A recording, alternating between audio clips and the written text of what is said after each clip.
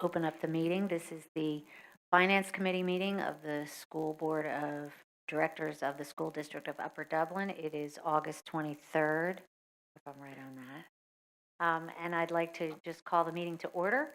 I'm going to actually turn the meeting directly over to Ms. Bray, who is going to make the introductions.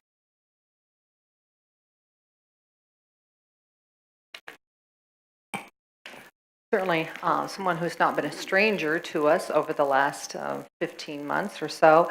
Jamie Doyle is here to speak with us tonight about the first tranche for Sandy Run Middle School. Jamie is with PFM, our financial advisor.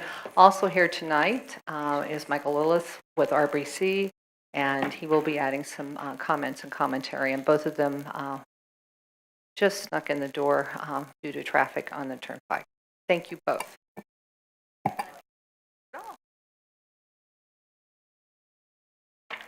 Good evening. It's a pleasure to be here this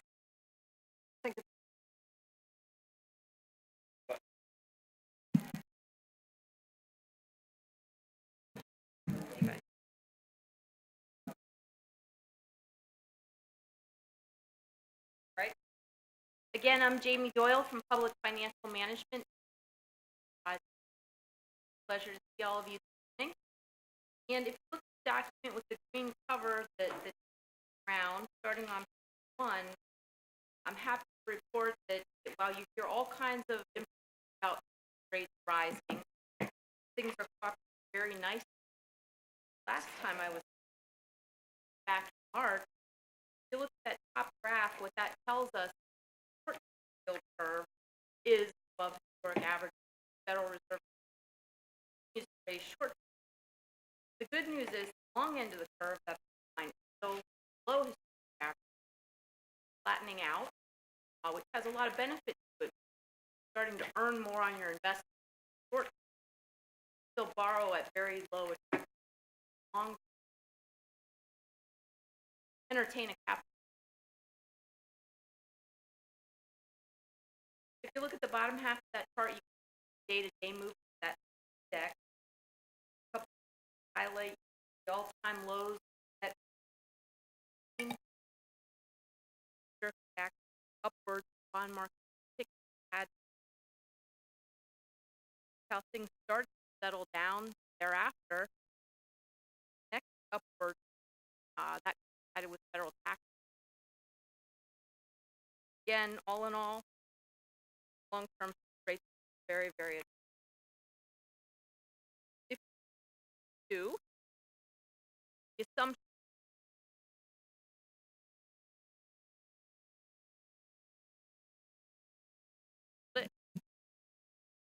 Yep, I can just hold it. That's fine. If you look at page 2 of my handout, the assumptions for the project, recognizing that you still have lots of decisions to make, we're assuming a Sandy Run Middle School project borrowing totaling $70 million. Same assumptions that we've been using for quite some time, and that'll get customized as you begin to make decisions. We are still assuming no state reimbursement. And a new bullet point, that third one under section 1, we're assuming that you may apply for some grants to provide funds toward the project. And if that happens, great. Grants are wonderful.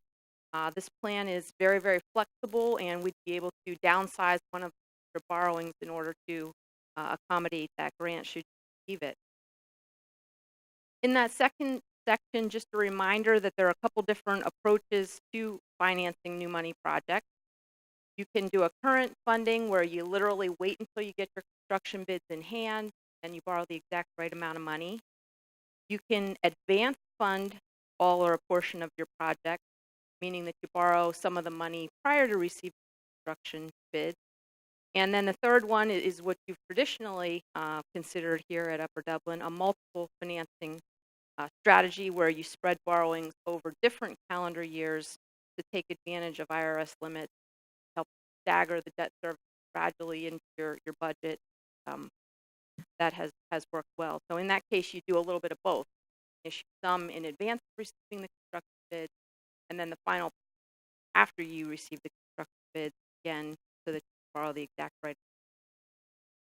Under federal tax laws, there's a three-pronged test. And the first part of that test is an expenditure test. You have to have reasonable expectations. Those are the key words. That you can spend 85% of the proceeds within 3 years. And, you're far enough in the planning process now to reasonably expect you can do that. The second is the time test, that within 6 months of settlement that you can enter into a binding obligation to spend at least 5% of the borrowed proceeds. And so that's just the 5% of what you actually borrow at the time. And we're not proposing that you borrow all 70 million at one time. So that's a fairly de minimis amount. And usually that's satisfied just by signing the contract with your architect. And then the third prong is just to proceed with the project with due diligence. At the very bottom, just a reminder of the difference between interest rates. So if you borrow 10 million or less per calendar year, you get the lowest possible interest rate, which is called a bank qualified interest rate. That, depending on market conditions, can be anywhere from 5 basis points lower to 0.25% lower than non-bank qualified interest rates. But most importantly, with bank qualified interest rates, and this is even more important under federal tax reform, you get a 5-year call feature. And you want the flexibility of that 5-year call feature in case funding opportunity arises, or in case you structure, or in case you want to pay down your debt early, you want the shortest possible call. The bank qualified interest rates also allow for less negative arbitrage in the construction fund. And all that means is, if you borrow at 4%, but you're still only earning 2%, that negative 2% difference on those borrowed proceeds while they're invested is called negative arbitrage. So even though investment rates are going up, they're not quite in lockstep with borrowing rates quite yet. And then, of course, on the con side of that, when you do the bank qualified plan, you're not borrowing all the money on day one. So there is interest rate risk that goes along with step 2 and step 3 that we'll talk about in a minute, because you're not locked in the full amount day one. If you look at page 3, nothing's changed on this page really since the last time I was here. These are just strategies of how to pay for new debt service under the constraints of Act 1, and you're very well positioned, I will say. When we get to schedules, you'll see what I mean. But first and foremost, and these are usually in the order in which you would consider them, raising up to the allowable index increase and seeking any exceptions relative for are important part of the process. Number 2, that's pretty standard. Once you get your construction bids in and know exactly how much money you need, we'll get a construction draw schedule from your architect that will show us estimated monthly draws. That will allow us to project how much interest earnings you might earn in your construction fund, and we can use that amount to downsize the amount of money you borrow. Number 3, sometimes districts contribute cash or refunding savings toward a project. We're not anticipating you doing that, at least at this moment in time, but certainly an option. Number 4 is a strategy that this plan incorporates, breaking the borrowing into smaller portions, again, to take advantage of those bank qualified interest rates, the 5-year call features, more gradual phase in. Number 5, if there are any indirect cost savings, which sometimes occur if you're building a new, more systems building, oftentimes there's indirect cost savings that get factored in. And number 6, this one's fairly important to your plan, a wraparound payment structure, which the district has used before, meaning that the new debt service wraps around the old debt service. I'll show you what that looks like in a minute as well, but it means, when old debt service is freed up and pays off, we fill in with the new debt service to keep the upfront payments as low as possible. And then the rest of these we're not really anticipating using in your plan of finance. They get more expensive, if you will, as you get to the bottom of the page. So capitalized interest, debt restructuring, capital appreciation bonds, and the 2 different kinds of referendum. I won't belabor those. Not anticipating using. If you look at the next page, you'll see the district debt portfolio. So if you did nothing, you continue to make the gross debt service payments on the top of this page, meaning principal and interest on each of your various issues. And the bottom half of the page is your local share after state reimbursement is netted out. And you can see, toward the bottom of the page, there's a line labeled PE percentage. So you can see the percentage of each of those issues that's eligible for reimbursement. Receive reimbursement on all of your issues except for one current time. And then a couple lines below that, there's a line labeled call date. That's the date to which you've promised each of those bondholders that they get to hold your bonds. That's what I use to monitor all of your various issues for refunding opportunities. And the most important column on this page is column 22, as we talk about the wraparound structure. You can see in column 2, again, if you did nothing, right now your local share is level at, I'll call that $10.6 million a year, and then it starts to drop off once we get out to 2027, which is a very nice short-sized debt portfolio, and that drop-off starts to occur really in relative recent June years, not very far out. If you look at page 5, we labeled this option 1, and I'll go through this column by column. So this is a $70 million project, as I mentioned before. You can see that total out there in column 4. And we've broken that $70 million borrowing into 3 pieces and labeled them step 1, step 2, and step 3. So in step 1, we assume you borrow $9,995,000, so just under that $10 million threshold that I described to you. And in this option, we assume that these are all structured with level payment. You can see step 1 assumes a settlement date of November 15th of this year. And then you can see the estimated interest that you would pay on step 1 and each of the subsequent steps as well. But really what we're talking about this evening is just step 1, because the other steps will get tweaked and customized as you make decisions.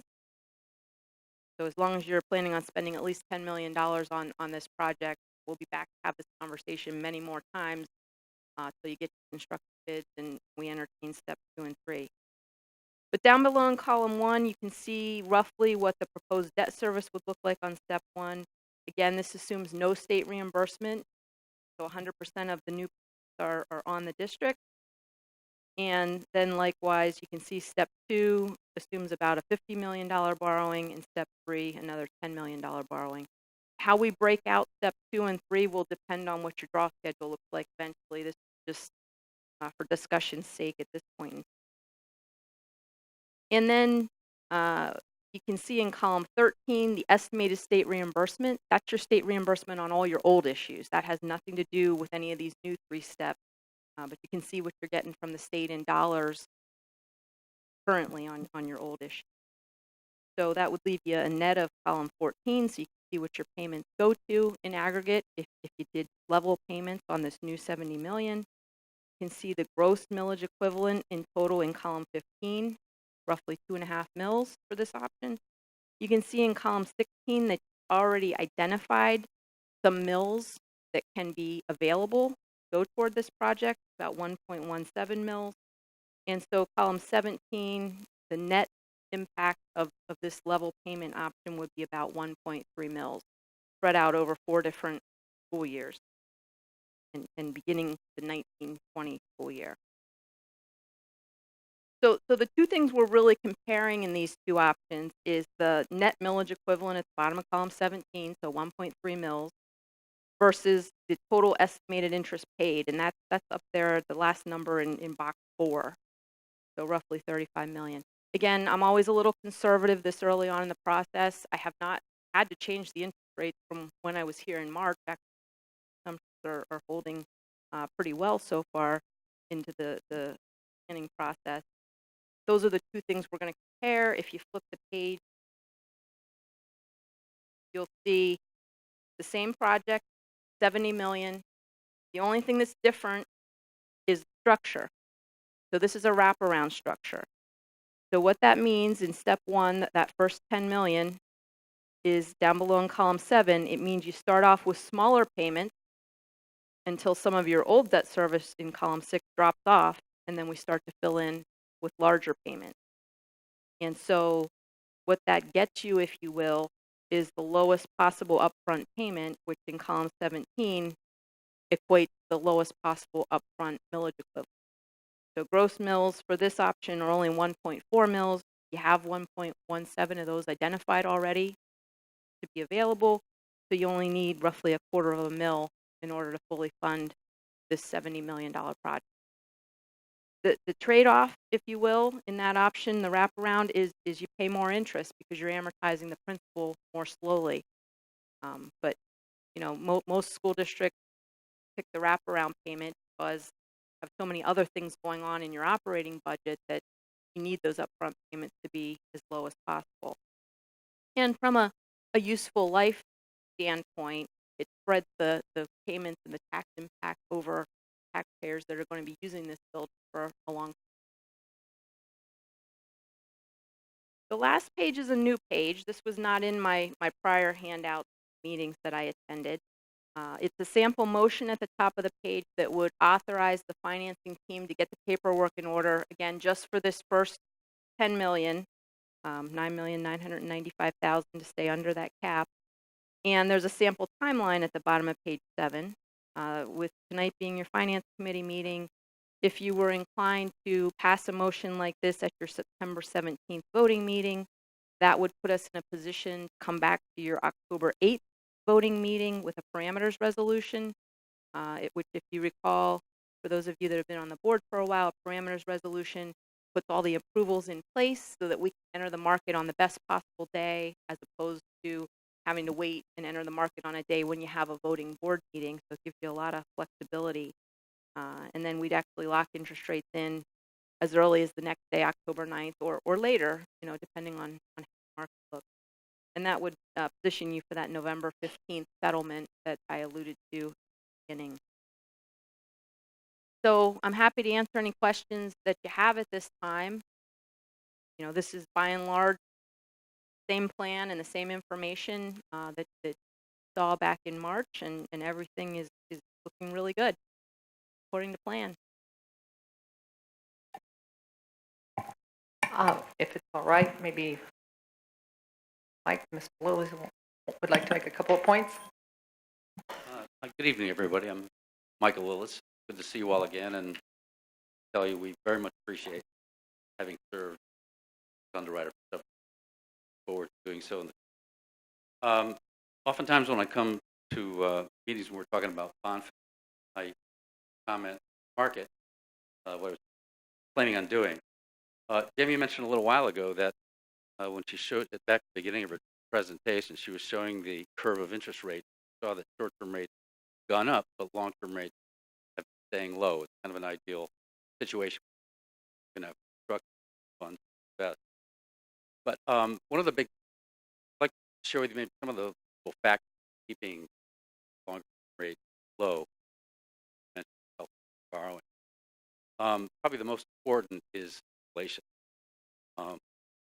Inflation has increased a little bit over the last several months, but it hasn't done so dramatically. And you may have heard or read that one of the reasons that wages have really increased. So as long as inflation doesn't start increasing very dramatically, that'll be a big part helping long-term rates stay low. Another factor that's been helping to keep longer-term rates down, especially in Pennsylvania, that there hasn't been as much supply. One of the factors that's attributed to is as a result of tax reform legislation, which you probably know, or maybe you don't, that they eliminated advance funding, with the ability to refinance more than 90 days. So, and a lot of people, so that's exactly, or that's a big reason why we think that supply has dropped. Mainly Pennsylvania is pretty bad. Going forward, the thinking is that this lower supply is probably, so that helps Europe borrowing in terms of rate. One other factor that had a pretty big impact, the rate in the larger economies outside of the West, particularly the European Union, some of the other countries have been staying low. So our rate is still pretty competitive. Those rates in these other economies going up, that will tend to make our rate. So right now, there's no anticipation of that happening. I would say, though, that you never know what could happen. going forward. But, in summary, I think market conditions are pretty favorable, and right now they look like they continue to be that way. So pretty much concludes my comments. Does anybody have any questions?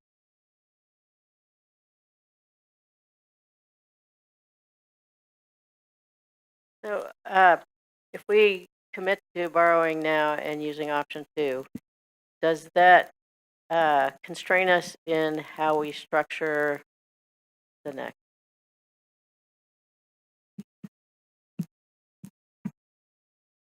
We'll be back. We'll have this exact same conversation for each and every step, and you may choose some hybrid, do some level and some Okay. wrap. So doing option 2 now still means we can rethink it, change Absolutely. it, do a hybrid. Okay. Yep. I'd try to do both ends of the range, but you may end up doing something in the middle. Okay, thanks. Any other questions from the board? Yeah, I have a few.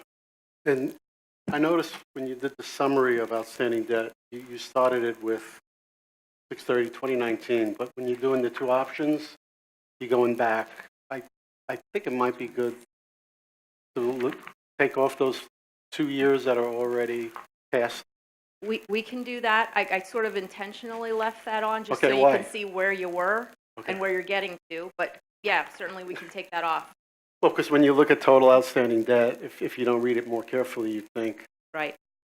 and if I look at the two, when I start comparing, I see how much our debt actually has total outstanding debt has gone down Absolutely. quite a bit Yep. over 2 years. You pay a big chunk every single year. Yeah. So I know they're going to be raising interest. They're probably going to raise interest rates in September, is what I've been It's a hearing. 92% prediction that That's pretty high. Fed funds rates will go up, but that's pretty much priced into the market Yeah, already. and that's already priced in. Yeah. And so you don't see any reason for us to borrow and additionally to any more than the 10 million at this point. Not at this point. Even though rates are low, there's still that negative arbitrage. So, that goes a long way. You don't want to start paying interest on the whole amount day one. Plus, if you borrow it all on day one, you might not borrow the exact right amount. You don't have your construction bids in yet. You don't know the exact.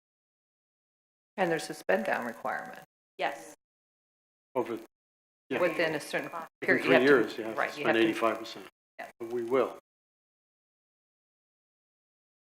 Speaking of the Fed, I thought it might be helpful to mention that, Fed continues raising short-term rates. This kind of a plan, you have some future borrowings. The good news is that Fed funds rate, basically a short-term rate, and the biggest impact it has is on the early maturity, 1 to 5 years. So the real important factor that affects the borrowing costs for issues, what's inflation going to. So when I looked at the March presentation you made, it's actually $900,000 less total local effort. Well, that's a function of the timing of step one. We've pushed the settlement now out to Right. November 15th. It used to be July, I think. Gotcha. And likewise on step two, we've pushed that timing out to August of 2019. But the reality That's is, for one, right? if you were really worried about interest rates, the reality is on step two, you could have that sale around Thanksgiving of this year and settle on the first day of January if you really wanted to, as long as you can meet spend down in the test. Right.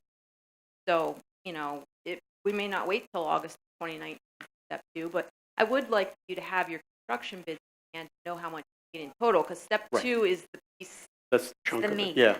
Because we Yeah, want to keep step 3 at under 10. exactly, beef is. exactly. Right. Okay. But, we can adjust the plan as needed for market conditions or, as your decision-making process evolves.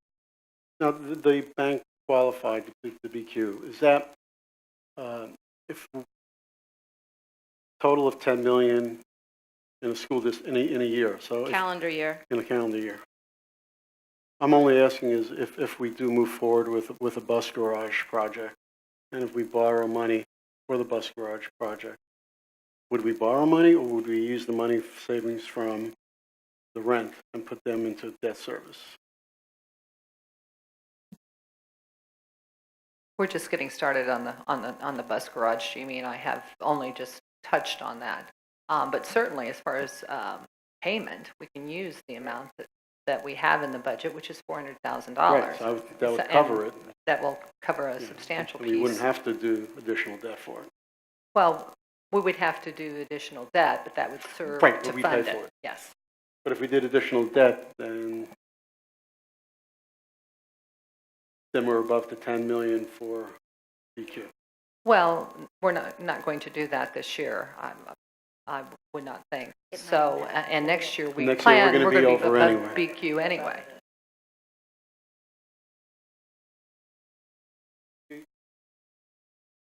The one last thing is, I know you do these quite often, and I mean, we may be questioned option one versus option two. In the last 5 years, what do you see, what was the percentage of doing the wrap, not doing the wrap? I would say 9 to 9.5 out of 10 school districts do the wrap. Almost everyone. Yes, anybody else? Amy? Just a question about the logistics and the timeline on the last page. You had mentioned in some of the trends that you showed that elections tend to have an impact. We have the midterms coming up in November. Do you see that there's any drive to really stick closely to this timeline? Because we've back now, and I guess I'm just concerned that there might be uncertainty after that. Ideally, I'd like to see lock rates in on step 1 month of October.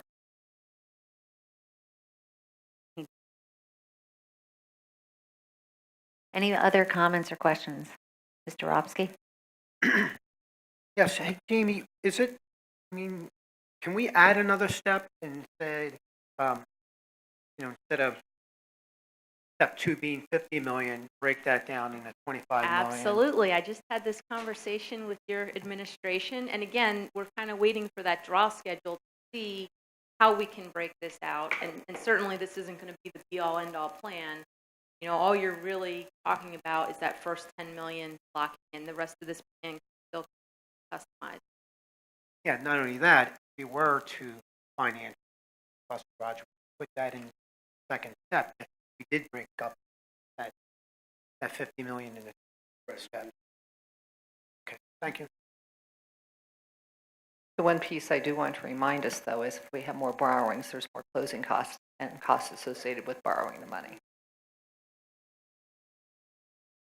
Which are offset by the lower bank qualified interest rates, and then you get the 5-year call on a bigger of the debt, which gives you more flexibility. Not only You that, have to we- look at debits and credits. But And not only that that, is a we'll true be able statement. to see the closing costs for that one step, and we can use the barometer. Any other comments, questions? No? Okay, well, thank you very much for coming out and speaking with us. We appreciate it. Thank you.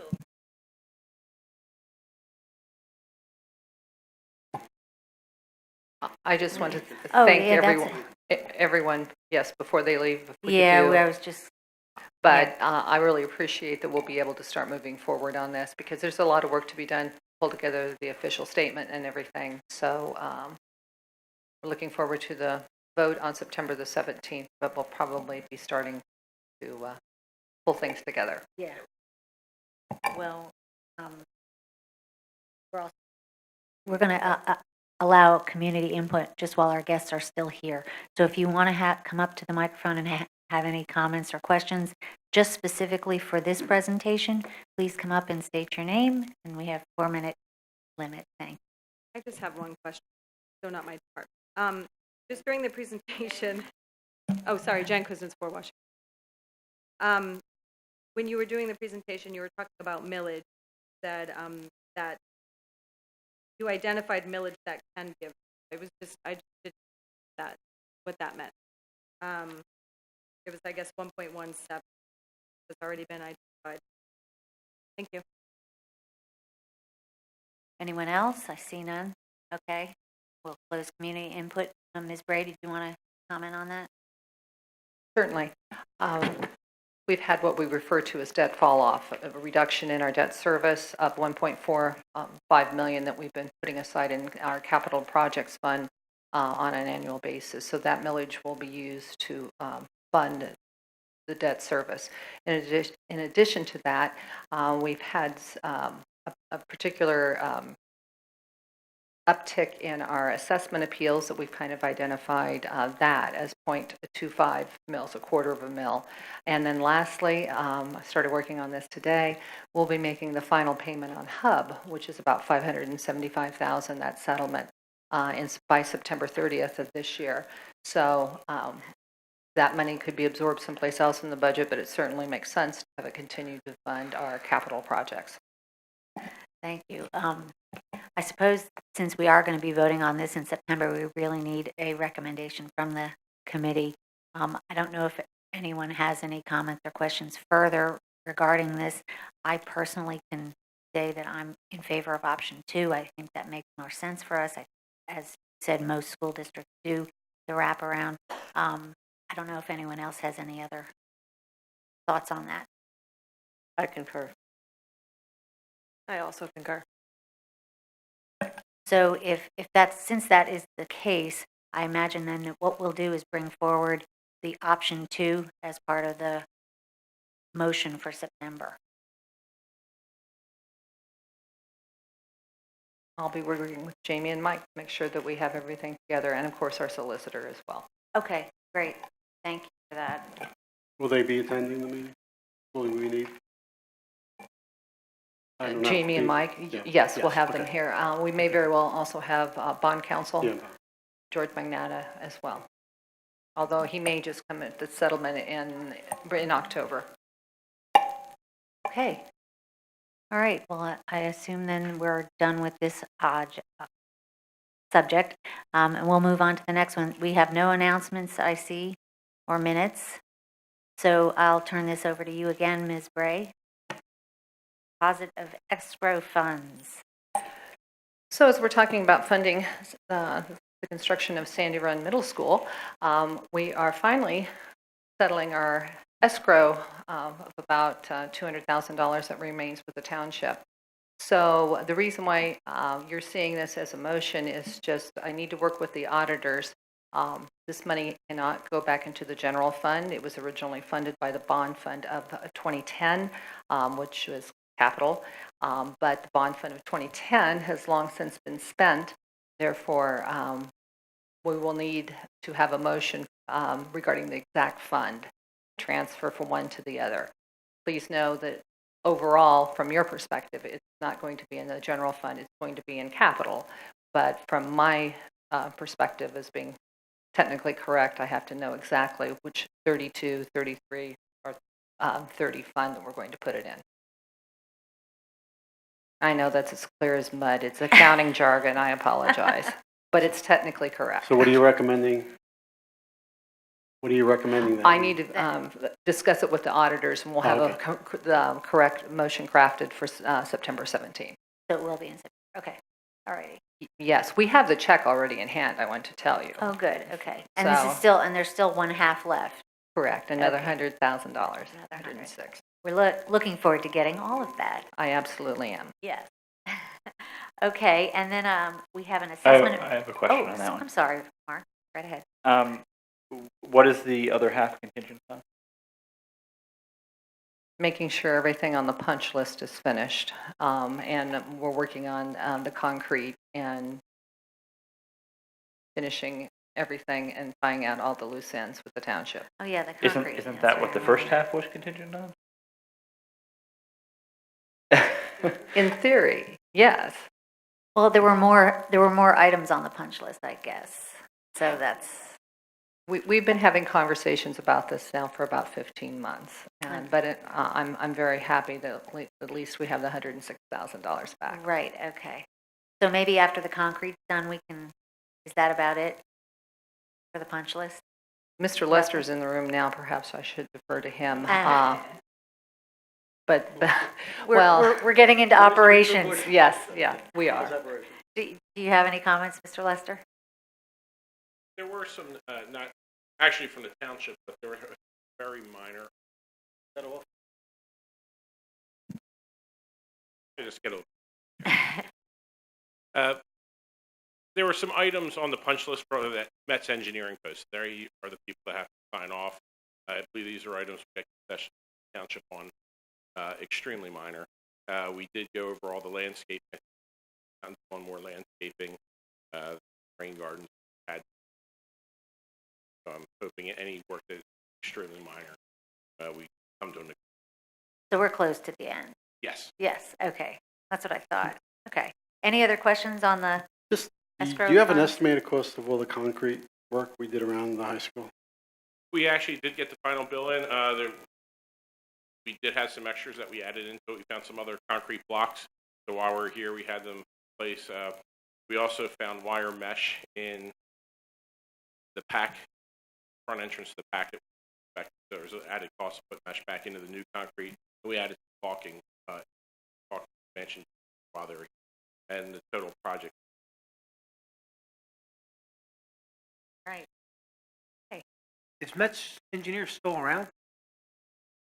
They're not employed by the township, but the punch list was there. So they signed. They come Part out? of the punch list was provided by Met, so they are still checking off.